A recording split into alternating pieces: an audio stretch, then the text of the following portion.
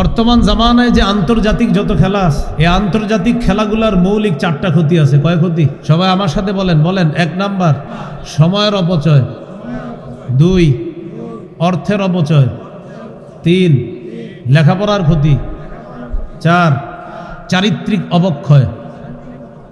এই 4টা ক্ষতি আছে। 1 নাম্বার সময়ের অপচয়। তিরমিজির 2416 নম্বর হাদিস, এই হাদিসের মধ্যে আছে লা তাজুলু কদামা ইবনি আদম হাত্তা ইউসআলা আন খামসিন। কিয়ামতের ময়দানে আদম সন্তানের 2 পা নড়বে না 5 প্রশ্ন করার আগ পর্যন্ত।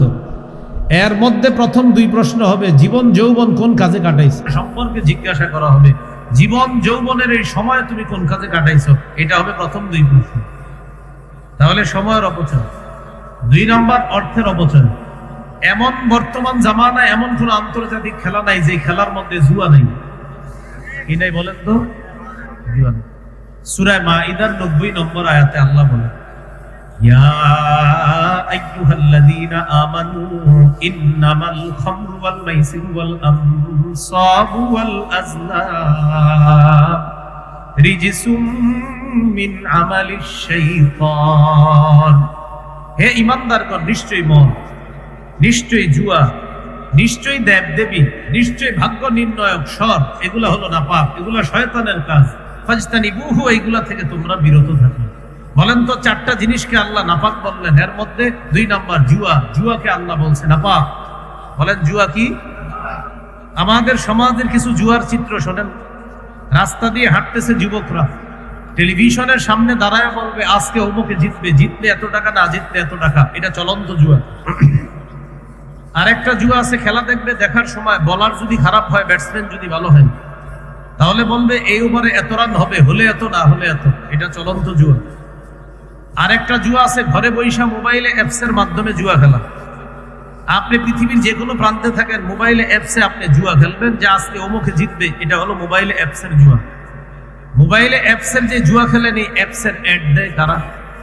যাদের গেঞ্জির পিছনে 7, 8, 9, 10, 11, 75 লেখা, এই জাতীয় সেলিব্রিটি যারা, তারা এই জুয়ার অ্যাপসের অ্যাড দেয়। আর ওই অ্যাপস আমার মুসলমান সন্তান ঘরে বৈশা ওই অমুসলিমদের দেওয়া জুয়ার অ্যাড মিলিত যে জুয়ার অ্যাপস আছে, সেই জুয়ার অ্যাপসের মধ্যে আসক্ত হয় আমাদের মুসলমান সন্তান। এটারে বলে অনলাইন জুয়া। কি জুয়া? অনলাইন জুয়া। অনলাইন জুয়া খেলে এই কয়েকদিন আগে আপনার আমাদের বাংলাদেশের একজন ভাই প্রবাসী দেশে আসছে, 22 লক্ষ টাকা মাইর খেয়া আত্মহত্যা করে মারা গেছে। এই আপনার গত 7-8 দিনের ঘটনা। তাহলে জুয়া এটা নাপাক জিনিস। পৃথিবীর বর্তমানে যত বড় বড় আসর আছে, সব আসরে জুয়া আছে। বিপিএল বলেন, আইপিএল বলেন, পিএসএল বলেন, ফিফা বলেন, আইসিসি বলেন, যা বলবেন সবগুলাতে জুয়া আছে। আপনি সবগুলা নিয়ে গুগলে পড়াশোনা করেন, সবগুলোর মধ্যে আপনি জুয়া পাবেন। জুয়া ছাড়া কোনো বড় আসর জমে না। এখন আপনারা বলেন জুয়া পাক না নাপাক? তো যেই কাজে জুয়া আছে সেই কাজ দেখা যাবে না। আবার যদি কমে গেল, হ্যাঁ, চোখ আমার আপনার বিরুদ্ধে সাক্ষী দিবে কিয়ামতের ময়দানে। সহিহ বুখারীর বর্ণনা 6612, 6697 নম্বর হাদিস। এই হাদিসের মধ্যে আছে قال رسول الله صلى الله عليه وسلم إن الله كتب على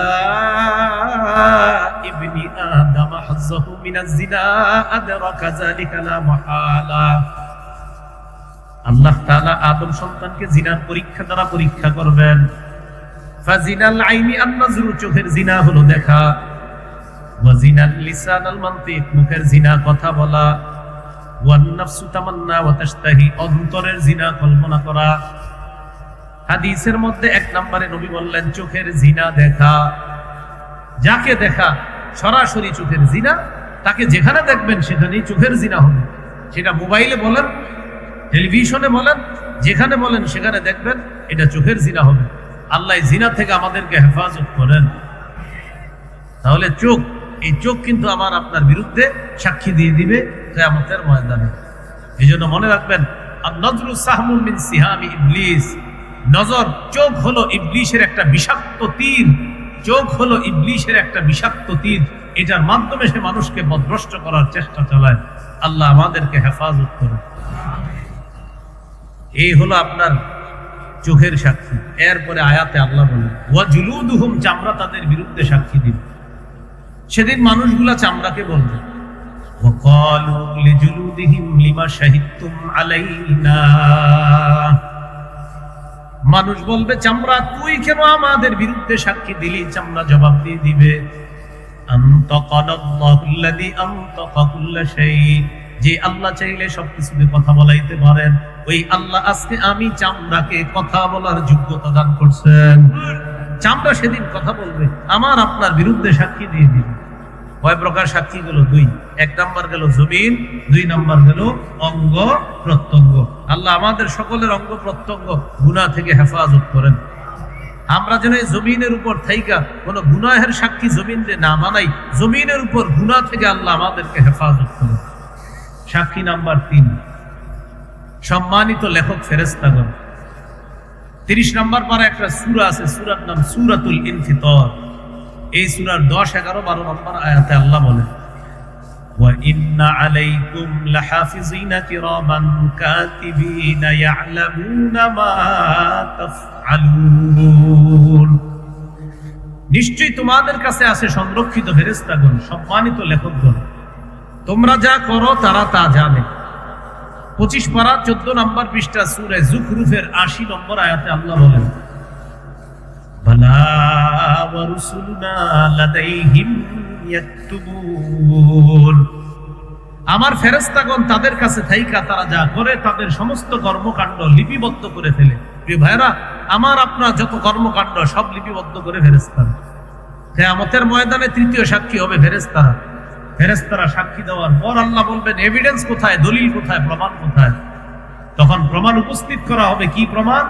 যেই প্রমাণ আমার আপনার গলার নিচে ঝুলিয়ে দিছে। সত্যি বলছি, আমরা এখানে যারা আছে আমাদের প্রত্যেকের গলার এই জায়গার মধ্যে ছোট্ট একটা খাতা, মেমোরি কার্ড আল্লাহ ঝুলিয়ে দিছে।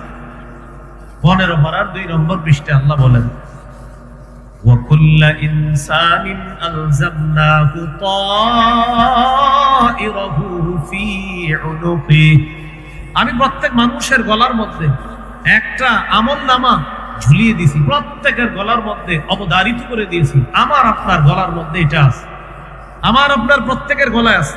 আজকে একটু পরে এই মুহূর্তে আমরা যে যা করতেছি আমাদের সবকিছু লিপিবদ্ধ হয়ে যাচ্ছে গলার এই ছোট্ট কাগজের মধ্যে, সব রেকর্ড হয়ে যাচ্ছে। এখানে বসা আছেন, এটা রেকর্ডেড। এরপরে যা করবেন সব রেকর্ড হয়ে যাবে, সব রেকর্ড হবে। প্রত্যেকের এই জায়গায় এটা ঝুলিয়ে দিয়েছি আল্লাহ।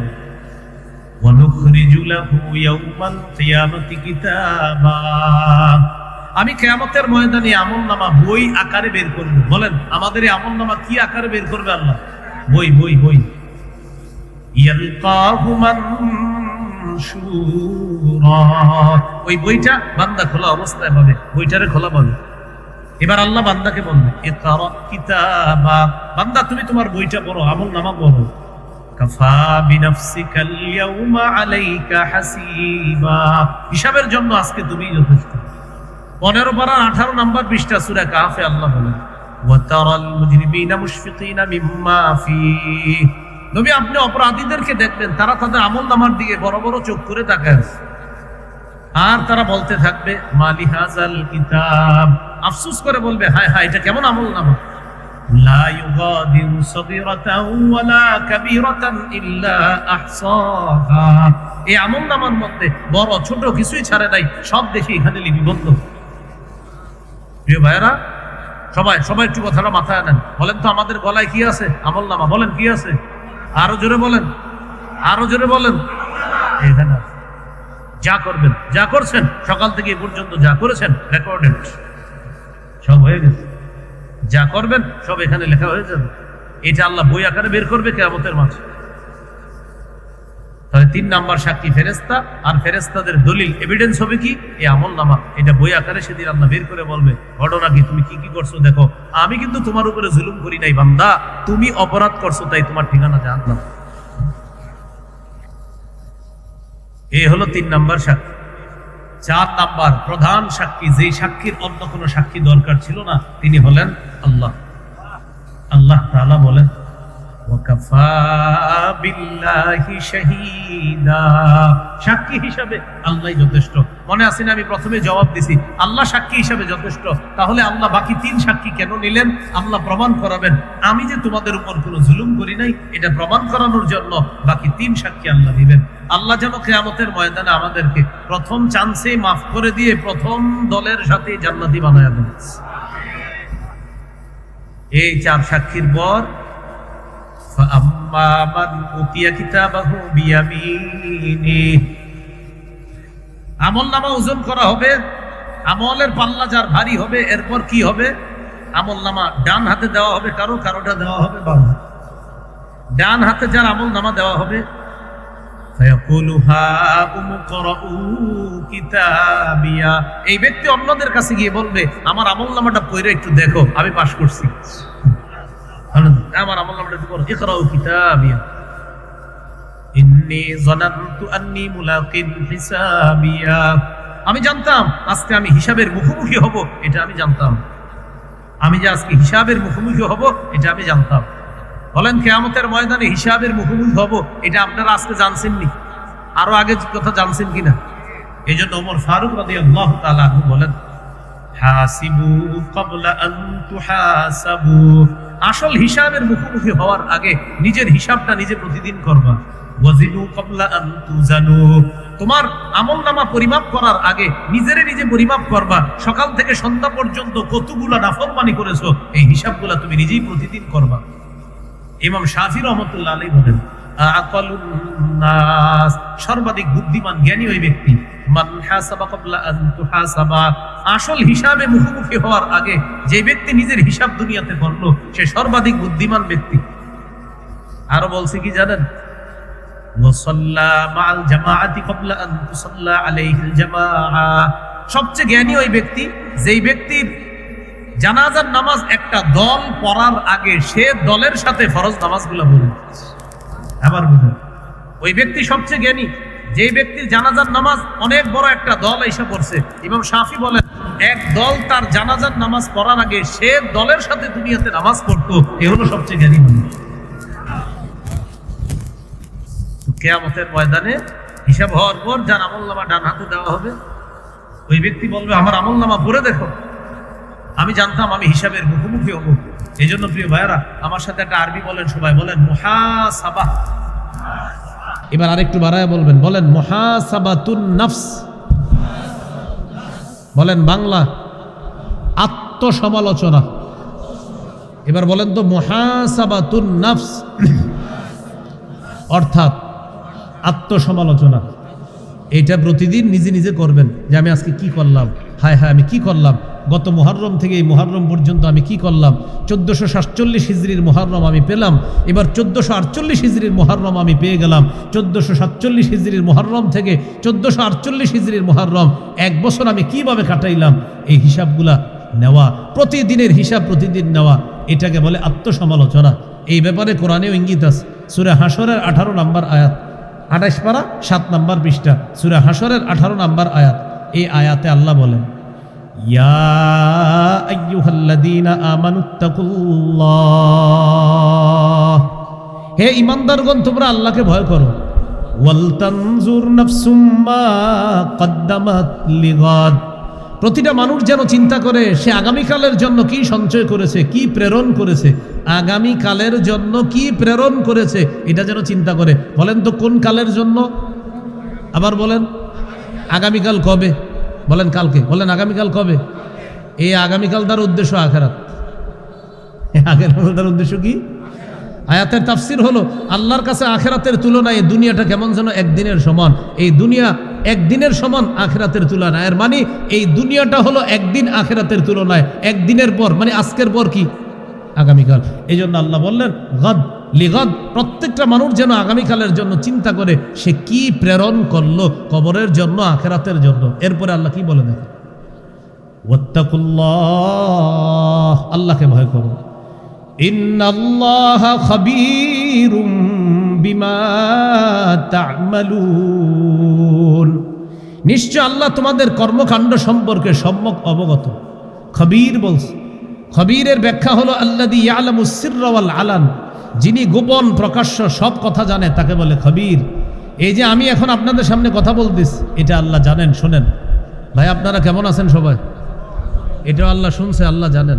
দেখেন এবার বলতেছি, আমি জোরে বলি নাই, আমি বলছি ভাই কেমন আছেন, এটা এইভাবে বলছি। আল্লাহ বলেন এটাও জানি, এটাও শুনি। আমি ঠোঁট বন্ধ রাখলাম, ঠোঁটের ভিতরে মুখে আওয়াজ করলাম, মুখের ভিতরে মানে ঠোঁট বন্ধ করে মুখে কিছু একটা বললাম। আল্লাহ বলেন এই এটাও জানি, এটাও শুনি। মুখ বন্ধ, ঠোঁট বন্ধ, শুধু মনে মনে কল্পনা করলাম। আল্লাহ বলেন এটাও জানি। খবীর, খবীর, যা করো সব জানে, খবীর। এরপরে আল্লাহ বলেন ওয়ালা তাকুনু কাল্লাযীনা নাসুল্লাহ, তোমরা তাদের মতো হও না যারা আল্লাহরে ভুলে গেছে। তোমরা তাদের মতো হও না যারা আল্লাহকে ভুলে গেছে।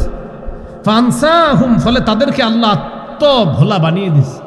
আত্মভোলা বানি আল্লাহকে ভুলে যাইতে যাইতে যাইতে যাইতে কিছু মানুষের এমন অবস্থা হয়, আল্লাহ বলতে যে তার একজন রব আছে এই কথাটা সে একসময় ভুলে যায়। তো আল্লাহ বলেন তোমরা তাদের মতো হও না যারা আল্লাহকে ভুলে গেছে। এই আয়াতের ব্যাখ্যায় আল্লামা ইবনুল কাইয়িম রহমতুল্লাহ আলাই বলেন এই আয়াত দ্বারা ইঙ্গিত হলো মুহাসাবাতুন নাফস, আত্মসমালোচনা করা। প্রত্যেক মানুষ চিন্তা করা যে আমি আগামীকালের জন্য কি প্রেরণ করলাম। আগামীকাল মানি আখিরাতের জন্য, আগামীকাল মানি কবরের জগতের জন্য আমি কি প্রেরণ করলাম, এই চিন্তা করা প্রতিটা মানুষের জন্য। মনে আসেনি কোথায় ছিলাম? ডানাতে আমল নামা যার দিবে সে বলবে আমি জানতাম আমি হিসাবের মুখোমুখি হবে। বলেন তো সবাই কি বলবে? আমি জানতাম আমি হিসাবের মুখোমুখি হব। এখন বলেন আমি আপনি আমরা সবাই জানিনি আমরা যে হিসাবের মুখোমুখি হব। অতএব হিসাবটা নিজেই নিতে হবে আজকে থেকে। এরপরে আল্লাহ বলেন ফাহুয়া ফি ঈশাতির রাদিয়া, সে জান্নাতের মধ্যে থাকবে, সন্তুষ্টজনক আরামদায়ক জীবন যাপনের মধ্যে সে কাটাতে থাকবে, সন্তোষজনক জীবনের মধ্যে সে কাটাতে থাকবে। ফাহুয়া ফি ঈশাতির রাদিয়া, আরাম আয়েশের মধ্যে সে কাটাতে থাকবে। ফি জান্নাতিন আলিয়া, উঁচু জান্নাত। কুতুফুহা দানিয়া, যেই জান্নাতের গাছের ফলের ডালাগুলা ছড়িগুলা তার মুখের কাছে এসে উপস্থিত হলেন। আল্লাহ কি বলবে? কুলু ওয়াশরাবু হানিআম বিমা আসলাফতুম ফিল আইয়ামিল খালিয়া। অনুবাদটা সবাই একসাথে করি, চলেন বলেন। খাও, পান করো, যেভাবে মন চায়, যতটুকু মন চায়, যতক্ষণ মন চায়, যত বেশি মন চায় খাইতে থাকো। এটা আল্লাহ বলবে জান্নাতীরে। হ্যাঁ, খাও, পান করো, যতটুকু মন চায়, যতক্ষণ মন চায়, যত বেশি মন চায়। রাগাদান ওয়াসিআ, যত বেশি মন চায় তুমি খাইতে থাকো। কেন? বিমা আসলাফতুম ফিল আইয়ামিল খালিয়া, দুনিয়াতে ফেলে আসা যে জীবন, ওই জীবন যাপন তুমি যেভাবে করেছ, তোমার অতীতে ফেলে আসা জীবনের বিনিময়ে আমি আল্লাহ এই নিয়ামত তোমাকে দান করলাম। এরপরে যার আমলনামা বাম হাতে দেওয়া হবে ওই ব্যক্তির ব্যাপারে আল্লাহ বলবেন খুজু, তারে ধরো, ফাগুল্লু, তাকে বেরি পড়াও, বেরি পড়াও, সুম্মাল জাহিমা সল্লু, তাকে জাহান্নামের কিনারায় নিয়ে ধাক্কা মাইরা জাহান্নামে ফেলে দাও। সুম্মা ফি সিলসিলাতিন যারউহা ৭০ যিরাআন ফাসলুকু, এরপর তার শরীরটা ৭০ গজ শিকল দিয়া বাঁধো। এই তাফসীরের মধ্যে আসছে কারো কারো শিকলটা নাকের ছিদ্র দিয়ে ঢুকায়া পিছনের রাস্তা দিয়ে বের করে এইভাবে শিকল দিয়ে পেঁচায় আগুনের মধ্যে নিক্ষেপ করা। আল্লাহ আমাদেরকে হেফাজত করেন, আল্লাহ আমাদেরকে হেফাজত করেন। তাহলে বলেন তো কয় সাক্ষী কিয়ামতের মাঠে? 4। এর মধ্যে প্রধান সাক্ষী কে? এই সাক্ষ্য ব্যবস্থা ইত্যাদি হওয়ার পর 2 শ্রেণী, এক শ্রেণীর আমলনামা ডান হাতে, আরেক শ্রেণীর কোন হাতে? বাম হাতের মধ্যে আমলনামা। ঠিক তো কথাগুলা? আচ্ছা, তাহলে ওই জীবনে আমরা যেন স্বাচ্ছন্দ্যময় জীবন কাটাতে পারি, সেই জীবনটা সুন্দর করার জন্য দুনিয়ার জীবনে আমরা আছি। এই দুনিয়ার জীবনটা আমরা কাজে লাগাতে হবে যদি আখেরাতের জীবনটা আমরা সুন্দর চাই। দুনিয়ার জীবন আমরা কিভাবে কাজে লাগাবো? 24টা ঘন্টা, যেহেতু আমি মুসলমান হিসাবে 24টা ঘন্টায় আমার ইসলামী অনুশাসনের মধ্যে থেকে ইসলামের সৌন্দর্যে আমার জীবনটা সুন্দর করতে হবে। করবেন তো ইনশাল্লাহ? আচ্ছা, পৃথিবীর মধ্যে আমরা যারা আছি, আজকে এই পর্যন্ত যারা এই সময় পর্যন্ত আমরা আছি, এটা একটা সময়। সময়ের মধ্যে যারা নামাজ পড়ে তাদেরও সময় যায়, যারা রোজা রাখে তাদেরও সময় যায়, যারা মসজিদে বৈশা ইবাদত বন্দিগি করে তাদেরও সময় যায়। সময় হলো আল্লাহর দেওয়া একটা নেয়ামত। বলেন তো সবাই, সময় আল্লাহর দেওয়া। সূরা ইব্রাহিমের 32 থেকে 34 নম্বর আয়াতে আল্লাহ বলেন, আল্লাহুল্লাযী খালাকাস সামাওয়াতি ওয়াল আরদা ওয়া আনজালা মিনাস সামাই মাআ। আল্লাহ ওই সত্তা যিনি আসমান জমিন সৃষ্টি করেছেন। ওয়া আনজালা মিনাস সামাই মাআ, আসমান থেকে পানি বর্ষণ করেন। ফাআখরাজা বিহি মিনাস সামারাতি রিজকাল লাকুম, আসমান থেকে পানি বর্ষণ করে এই পানির মাধ্যমে তোমাদের জীবিকার জন্য আল্লাহ পাক রব্বুল আলামিন ওই পানি দিয়ে ফলমূলের ব্যবস্থা করে দেন। ওয়াসাখখারা লাকুমুল ফুলকা লিতাজরিয়া ফিল বাহরি বিআমরি, নৌযানকে তোমাদের অধীন করে দিয়েছেন। নৌযান, লঞ্চ, স্টিমার, ট্রলার তোমাদের অধীন করে দিয়েছেন যেন আল্লাহর হুকুমে এগুলা সমুদ্রে চলতে পারে। ওয়াসাখখারা লাকুমুল আনহার, নদীগুলা তোমাদের অধীন করে দিয়েছেন। নদীর মধ্যে জেলেরা মাছ ধরে, সেই মাছ আইনা বাজারে বিক্রি করার সময় বলে, ভাই এগুলো নদীর মাছ। তখন আপনাদের কাছে মাছের দাম বেড়ে যায়, মাছ স্বাদ লাগে বেশি। এই জন্য নদীর মাছ বললে ক্রেতা বিক্রেতা উভয়ের আলাদা একটা আকর্ষণ হয়। বিক্রেতার চিন্তা হলো একটু বেশি বেচতে পারবো, ক্রেতারও চিন্তা মজা একটু বেশি পাবো। আল্লাহ বলেন, এই যে নদী, এই নদী নামক নেয়ামতটা আমি আল্লাহ তোমাদের অধীন করে দিয়েছি। নদীকে তোমাদের সেবায় আমি আল্লাহ নিয়োজিত করে দিয়েছি। ভালো করে শুনেন, ওয়াসাখখারা লাকুমুল লাইলা ওয়াসাখখারা লাকুমুশ শামসা ওয়াল কমারা দাইবাইন, আল্লাহ তাআলা সূর্য এবং চন্দ্রকে এটা তোমাদের অধীন করে দিয়েছেন, তারা অবিরাম গতিতে চলতেছে। ওয়াসাখখারা লাকুমুল লাইলা ওয়ান নাহার, রাত এবং দিনকে তোমাদের অধীন করে দিয়েছেন, তোমাদের অনুগামী করে দিয়েছেন, তোমাদের সেবায় নিয়োজিত করেছেন। রাত এবং দিন, বলেন রাত এবং, একটু সবাই বলেন রাত এবং। এখন কি সবাই বলেন? আল্লাহর রাস্তে যারা বসা আছেন বলেন এখন কি? রাত। আল্লাহ বলেন, বান্দা এই রাত দিছি তোমার সেবা করার জন্য, রাত তোমাকে ঘুম নামক সেবা দান করবে। রাত আমারে কি দিবে? রাতের মধ্যে আল্লাহ আমাদেরকে কিভাবে সেবা দেয় আল্লাহ বলেন, ওয়াজআলনাল লাইলা লিবাসা, আমি রাতকে বানিয়েছি আবরণ, এই আবরণের মধ্যে তোমরা ঘুমাইবা। এই ঘুমের মাধ্যমে তোমাদের শরীরে এনার্জি সৃষ্টি হবে, অনেক রোগ বিমারি থেকে শরীর হেফাজত হবে। এই জন্য রাত নামক নেয়ামত আর রাতের অন্ধকার নামক নেয়ামত আমি দান করছি। তাহলে রাতটা দিছি কিসের জন্য? ঘুমাবেন, এরপরে শেষ রাতে উঠে তাহাজ্জুদ পড়বেন। ঘুমাবেন, শেষ রাতে উঠে কি পড়বেন? আবার বলেন, ঘুমাবেন, শেষ রাতে উঠে কি পড়বেন? তাহাজ্জুদ পড়বেন। এখান থেকে যাওয়ার পর ঘুমাবেন কারা কারা? দেখি দেখি দেখি, আল্লাহরে সাক্ষী রাখেন, দেখি কারা কারা ঘুমাবেন। আমি ইনশাল্লাহ আমি কথা 2 মিনিট না কইলে আমি ঘুমাই যাই যে কোনো জায়গায়, ওটা তেমন সমস্যা নেই। আমার সাথে কেউ যদি 15-20 মিনিট কথা না কয় অটোমেটিক ঘুম চলে আসে আল্লাহর রহমতে। এবার হাত তোলেন, সমস্যা নেই, আমি গাড়িতে ইনশাল্লাহ ঘুমাই যাবো, সমস্যা নেই। তাহলে আপনারা ঘুমাবেন সবাই একটু পরে। তাহলে রাত নেয়ামত কে দিছে? কেন? ঘুমের জন্য। এই রাত আমাদেরকে সেবা দেয়। কি সেবা? ঘুম নামক নেয়ামত। এই ঘুম নামক নেয়ামতটা রাতে, এই রাত আমাদেরকে সেবা দেয়। কেন? বান্দা রাত অন্ধকার কেন জানো? এটা একটা পোশাক, এই পোশাকের নিচে তুমি আরামে ঘুমাইবা। আল্লাহ বলেন, ওয়াজআলনা নাওমাকুম সুবাতা, আমি তোমাদের ঘুমটা তোমাদের জন্য করেছি আরামদায়ক। সুবাতানের তাফসীর হলো রাহাতান লিল আবদান, শরীরের আরামের জন্য ঘুম নামক নেয়ামত তোমাদেরকে দান করছে। তাহলে রাতের পরে কি আসবে? আল্লাহ বলেন, ওয়াজআলনান নাহারা মাআশা, আমি দিন দিয়েছি মাআশা, জীবিকা অন্বেষণ করার জন্য। তাহলে রাতে ঘুমাবেন, দিনে জীবিকা অন্বেষণ করবেন। এখন ইনশাল্লাহ রাত যেহেতু ছোট, 4:40 ফজর, ঢাকা দেশ গ্রামের কথা জানি না, ঢাকা 4:40 ফজর, এদিকে এরকমই হবে 40 বা 45 বা 50 ফজর। তাহলে বেশিক্ষণ আর নাই, 11টা বাজে এখন। যদি এই মুহূর্তে ঘুমায় যান মাত্র 5 ঘন্টা ঘুমাইতে পারবেন। বাসায় যাইতে যাইতে হয়তো আধা ঘন্টা চলে যাবে, তখনও যদি ঘুমান তাহলে 4টা বাজে যদি উঠেন 4.5 ঘন্টা আপনাদের ঘুম হবে মাত্র। এজন্য অন্য কোনো কাম করা যাবে না, ঠিক না? ঠিক তো 3-4 জন কইছেন। তাহলে রাত নামক নিয়ামত দিছে আল্লাহ তাআলা, ঘুমাবো আমরা। এই ঘুম থেকে উঠা চেষ্টা করবেন আগে উঠে তাহাজ্জুদ নামাজ পড়ার জন্য। এই জন্য রাত নামক নিয়ামত আল্লাহ দান করছেন। আল্লাহ তাআলা পবিত্র কোরআনে বলেন, ওয়ামিন আয়াতিহি মানামুকুম বিল্লাইল।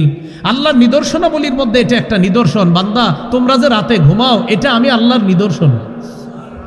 আপনারা যদি না ঘুমায় এমনি চায়া থান কোথাও, নিদর্শন হইল নাকি গজব? চুপ হয়ে গেলেন। আপনারা যদি না ঘুমায় এইভাবে অন্য কোনো হারাম জিনিসের দিকে তাকায় থাকেন, তা আল্লাহ বলতেছে রাতে যদি ঘুমাও এটা আমার নিদর্শন। কেন আপনি নিদর্শন না দেখা কোনো হারাম জিনিসের দিকে তাকায় রয়েছেন, এটা নিদর্শন হবে? আল্লাহ বলতেছে রাতে ঘুমাইবা এটা আমার নিদর্শন। রাতে ঘুমাবা এটাই কি আল্লাহর নিদর্শন? তাহলে রাত একটা সময়, দিন একটা সময়, এ রাত দিনে মোট 24 ঘন্টা। এই সময়টা আমার এমনভাবে কাজে লাগাতে হবে যেন কিয়ামতের ময়দানে সময় আমার পক্ষে কথা বলে, আমার বিরুদ্ধে যেন কথা না বলে। আল্লাহ আমাদেরকে কথাগুলা মনে রাখার তৌফিক দান করেন। তাহলে কিয়ামতের ময়দানে 4 সাক্ষী, আর কিয়ামতের ময়দানে 5 প্রশ্ন করার আগে আদম সন্তানের 2 পা নড়বে না। এর মধ্যে অন্যতম একটা প্রশ্ন হলো সময়, কোন কাজে আমরা কাটাইলাম, এই প্রশ্নটা আমাদেরকে করা হবে। আচ্ছা,